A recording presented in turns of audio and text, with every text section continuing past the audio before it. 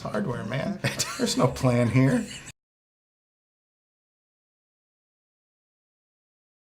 And, well, we're taking a beat.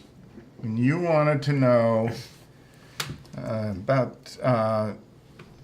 did you want to know how I got to City Peoples? Yeah, well, you've worked in hardware or retail for 30 years. Where did you 25.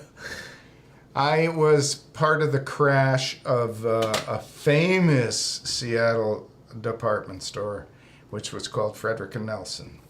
It had 101-year history in downtown Seattle, and it met its demise in the Reagan era when things were collapsing everywhere.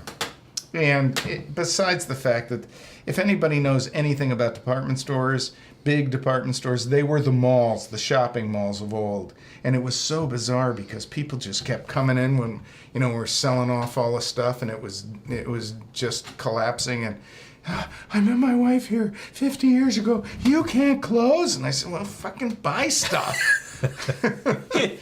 Buy stuff. Where were you a year ago? Yeah, and I live in the suburbs. I can't get here. Yeah, well, so we're gonna crash. But the one that was most fabulous was this rusty scupper, this beat up old guy, and he's just coming in like he's got canes and walkers, and he's like got friends helping him. And he comes up to me, for Christ's sake. What can I tell him? He says, I worked here 65 years ago. And I thought, wow, 60. What did you do here? I sold women's shoes. I felt like saying, you know what? Have a good time in the grave. But I was not so unkind as to say that, but he was half dead. In any case, so that place collapsed, and I drifted around, and it was Reagan era, so it was tough finding jobs, so I ended up at Eagle Hardware, which is now Lowe's, in the CD, which was in those days was a really tough neighborhood because of the drug wars.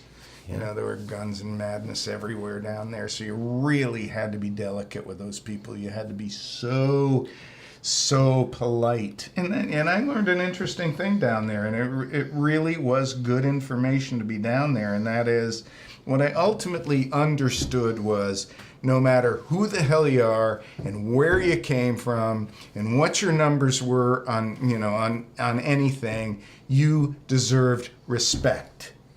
You come to me, I know nothing about you. If you're a stumbling, bumbling drunk, no matter what you are, you deserve respect. That's what that place told me. It was invaluable. It was fabulous to understand, Who the hell knows? We all got here. It's a pain in the ass here, and nobody asked to come.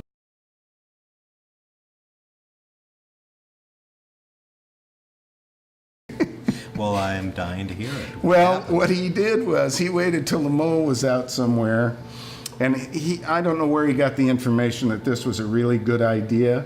It doesn't sound too clever, but it really is dramatic. He sawed off the top of a can of Comet. They're just that paper cylinders. Right. He just cut it off, and he stuffed a cherry bomb in the middle of it.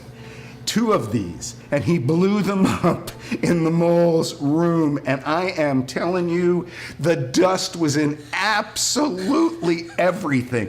Corners, every splinter, every little crevasse, the curtains were covered with it. It was absolutely devastating. Of course, he opened the mole's bed before he blew it up, so his bed was full of it. It was this just giant cloud. Heard the explosions, went running upstairs, looked in the room, and it was white. It was white, and there was no wind in there. So there's that adorable cat.